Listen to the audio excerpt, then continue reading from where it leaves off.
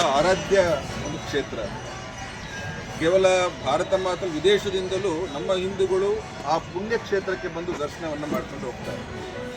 ಆದರೆ ಇವತ್ತು ಅಂತಾರಾಷ್ಟ್ರೀಯ ಮಟ್ಟದಲ್ಲಿ ಧರ್ಮಸ್ಥಳದ ಕ್ಷೇತ್ರವನ್ನು ಇಟ್ಕೊಂಡು ಅಪಪ್ರಚಾರ ಮಾಡುವಂಥ ಕೆಲಸಗಳನ್ನು, ಕಿರುಚಿತ್ರಗಳನ್ನು ಮಾಡುವಂಥ ಕೆಲಸಗಳನ್ನು ಮಾಡ್ತಾ ಇರೋದು ನೋಡ್ತೀವಿ. ಇದು ದೊಡ್ಡ ಷಡ್ಯಂತ್ರ ಅನಿಸುತ್ತೆ. ಮೊದಲನೇದಾಗಿ ನಮಗೆ ಇದು ಷಡ್ಯಂತ್ರ ಅನಿಸ್ಲಿಕ್ಕೆ ಹೇಗೆ ಪ್ರಾರಂಭ ಆಯಿತು ಅಂತಂದ್ರೆ, ಇಲ್ಲಿ ಏನು ಇವತ್ತು ವಾದ ಮಾಡ್ತಾ ಇರುವಂಥವ್ರು ಇದ್ದಾರೆ, ಇವರ ಪರ ಇರ್ತಕ್ಕಂಥವ್ರು, ಇವರ ಹಿನ್ನೆಲೆಯನ್ನು ನೋಡ್ತಾ ಇದ್ರು.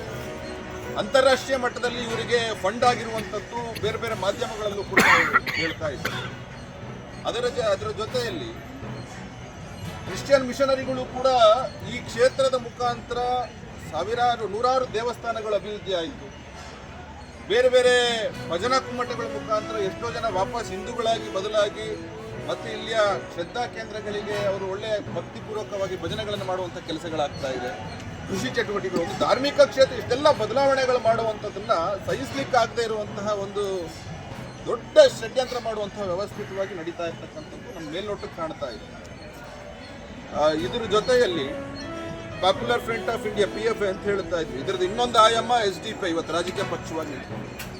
ಈ SDPI ಇವತ್ತು ಇದರ ಹಿಂದೆ ಏನು ಈ ಷಡ್ಯಂತ್ರ ಮಾಡ್ತವರ ಪರವಾಗಿ ಇಟ್ಕೊಂಡು ಪ್ರತಿಭಟನೆಗಳನ್ನು ಮಾಡ್ತಾ ಇರುವಂಥದ್ದು. ಇವೆಲ್ಲವನ್ನು ನೋಡಿದ್ರೆ ಮತ್ತೆ ಯಾರ್ಯಾರು ಆಪಾದನೆ ಮಾಡ್ತಾ ಇದ್ದಾರೆ, ಆಪಾದನೆ ಮಾಡಿರುವಂಥವ್ರ ನಾನು ಮಾಧ್ಯಮಗಳಲ್ಲಿ ನೋಡ್ತಾ ಇದ್ದೆ. ಅವರ ಹಿನ್ನೆಲೆಗಳನ್ನು ನೋಡಿದ್ರೆ ಒಬ್ಬರು ದೆಹಲಿಗೆ ಹೋಗಿ ಬಂದಿರುವಂಥದ್ದಿದೆ, ಬೇರೆ ಬೇರೆ ಹೋಗಿ ಅವರು ಮೀಟಿಂಗ್ಗಳು ಮಾತುಕತೆ ಮಾಡುವಂಥದ್ದೆಲ್ಲ ನಾನು ಮಾಧ್ಯಮಗಳಲ್ಲಿ ನೋಡ್ತಾ ಇದ್ದೇನೆ. ಇದರೆಲ್ಲ ಹಿಂದೆ ಒಂದು ಅಂತಾರಾಷ್ಟ್ರೀಯ ಮಟ್ಟದ ಒಂದು ದೊಡ್ಡ ಷಡ್ಯಂತ್ರ ಇದೆ. ಇದು ರಾಷ್ಟ್ರೀಯ ಸುರಕ್ಷತೆಗೆ ಒಂದು ಸವಾಲೊಡ್ಡುವಂಥ ವಿಷಯ, ಸುಲಭವಾಗಿರ್ತಕ್ಕಂಥದ್ದಲ್ಲ. ಯಾಕಂದರೆ ಯಾವುದೋ ಕಳೆದ ಕೆಲವು ವರ್ಷಗಳ ಹಿಂದೆ ಕುಕ್ಕರ್ ಬ್ಲಾಸ್ಟ್ ಆದಾಗ ಅವನ ಎನ್ಕ್ವೈರಿ ಮಾಡಿದ್ರೆ ಅವನು ಹೇಳ್ತಾನೆ, ನಾನು ಧರ್ಮಸ್ಥಳಕ್ಕೆ ಇಡಬೇಕಾಗಿತ್ತು, ಈ ಪ್ಲೇಸಲ್ಲಿ ಇಡಬೇಕಾಗಿತ್ತು. DJ ಬಗ್ಗೆ ನಿಷೇಧ ಇದೆ ಅಂತ ಹೇಳುವಂಥವ್ರು, ಅದೇ ಗೋಹತ್ಯೆ ನಿಷೇಧ ಇದೆ. ಗೋಹತ್ಯೆ ನಿಷೇಧ ವಿಚಾರವಾಗಿ ಇಟ್ಕೊಂಡು ಅಧಿಕಾರಿಗಳು, ಸರ್ಕಾರ ಇದೇ ರೀತಿಯಾದಂಥ ಆಕ್ಷನ್ ಮಾಡಿದ್ದೀರಾ? ಇದೇ ರೀತಿಯಾದಂಥ ಪತ್ರಿಕಾಗೋಷ್ಠಿಗಳನ್ನು ಕರೆದು ತಾವು ಹೇಳಿದ್ದಿದೆಯಾ? ಅದು ಹಿಂದೂಗಳಿಗೆ ಯಾಕೆ ಬರುತ್ತೆ ಅಂತ. ಅದೇ ಇದು ಶೋಭಾಯಾತ್ರೆ, ಇದು ಶೋಕಾಯಾತ್ರೆ ಅಲ್ಲ. ಇದು ಶೋಭಾಯಾತ್ರೆ ಇರಬೇಕಾದ್ರೆ ಇವತ್ತು DJ ಅನ್ನುವಂಥ ಒಂದು ಇನ್ಸ್ಟ್ರೂಮೆಂಟ್ ಆಗಿ ಸೌಂಡನ್ನು ಸ್ವಲ್ಪ ಜಾಸ್ತಿ, ತುಂಬ ಸಾವಿರಾರು ಜನ ಸೇರಬೇಕಾದ್ರೆ ನೀವು ಹೇಗೆ ಕಲಾ ತಂಡಗಳನ್ನು ಇದು ಮಾಡೋಕ್ಕಾಗಿದೆ? ನಾನು DJ ತುಂಬ ಇದನ್ನು ಇಟ್ಕೊಂಡು ಮಾತಾಡ್ತಾ ಇಲ್ಲ. ಆದರೆ ಸರ್ಕಾರ DJ ವಿಚಾರ ಹಿಂದೂಗಳಿಗೋಸ್ಕರ ಈ ರೀತಿ ಬಂದು ಹೇಳೋದನ್ನು ನಾನು ಸಹಿಸೋದಿಲ್ಲ. ನಾವು ಇದು ಶೋಭಾಯಾತ್ರೆ ತುಂಬ ವಿಜೃಂಭಣೆಯಿಂದ ಮಾಡಬೇಕು ಅನ್ನೋಂಥದ್ದು ನಮ್ಮ ಇದಿದೆ. ಇಡೀ ಎಲ್ಲ ಗಣಪತಿ ಮಂಡಳಿಗೂ ಇದೇ ಯೋಚನೆ ಇದೆ. ಇದಕ್ಕೆ ಅಧಿಕಾರಿಗಳು, ಸರ್ಕಾರ ಇದಕ್ಕೆ ಸಹಕಾರ ಮಾಡಬೇಕು ಅಂತ ನಾನು ಕೇಳ್ತೀನಿ. ಸಹಕರಿಸಿದ್ರೆ ನಾವು ವಿನಂತಿ ಮಾಡ್ತೇವೆ. ಗಣೇಶೋತ್ಸವ ತುಂಬ ವಿಜೃಂಭಣೆಯಿಂದ ನಡೀತದೆ, ಅದರಲ್ಲಿ ಯಾವುದೇ ರೀತಿಯಾದಂಥ ಯೋಚನೆ ಬೇಡ. ತುಂಬ ಚೆನ್ನಾಗಿ ಪ್ರತಿ ವರ್ಷಕ್ಕಿಂತಲೂ ಈ ವರ್ಷ ವಿಜೃಂಭಣೆಯಿಂದ ಆಗುತ್ತೆ. ನಾವು ಆದೇಶ ಉಲ್ಲಂಘಿಸ್ತೀವಿ ಅಂತ ಹೇಳ್ತಾ ಇಲ್ಲ. ಈ ಪ್ರಶ್ನೆಗಳನ್ನು ನಮಗೂ ಕೇಳ್ತಾ ಇರುವಂಥವ್ರು ಬೇರೆಯವ್ರಿಗೂ ಕೇಳಬೇಕಾಗಿದೆ. ಆದೇಶ ದಿನ 5-6 ಬಾರಿ ನಮಾಜ್ ಮಾಡೋದಂಥವ್ರಿಗೆ ಸರ್ ಪೊಲೀಸ್ ಇಲಾಖೆಯವರು ಆ್ಯಕ್ಷನ್ ತಗೊಳ್ಳಿ ಅವ್ರಿಗೆ ಕೇಳಿ, ನಿಮ್ಮ ಆದೇಶ ಉಲ್ಲಂಘನೆ ಮಾಡ್ತಾ ಇದ್ದಾರೆ ಸರ್, ಇದಕ್ಕೇನು ಆ್ಯಕ್ಷನ್ ಮಾಡಿದ್ದೀರಿ ಅಂತ. ಶೋಭಾಯಾತ್ರೆಯಲ್ಲಿ DJನೇ ಒಂದು ಪ್ರಮುಖ ಅಂಶ.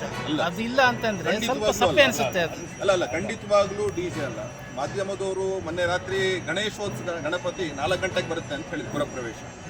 ಆದರೆ ರಾತ್ರಿ 2 ಗಂಟೆ ಆಯ್ತು. ಕಾರಣ ಅಂತ 2 ಗಂಟೆಗೆ 3-3 ಸಾವಿರ ಜನ ಬಂದು ಏನೂ ಇಲ್ಲ ಅಲ್ಲಿ ಕಾಯ್ತಾರೆ. ಗಣಪತಿ, ಕೇವಲ ಗಣಪತಿ ಮುಖನೂ ತುಂಬ ಮಾಡೋದು. ಇಲ್ಲಿ ಕಾಯ್ತಾರೆ ಅಂದ್ರೆ ಏನು ಭಕ್ತಿ ಇದೆಯೋ ಇಲ್ವೋ?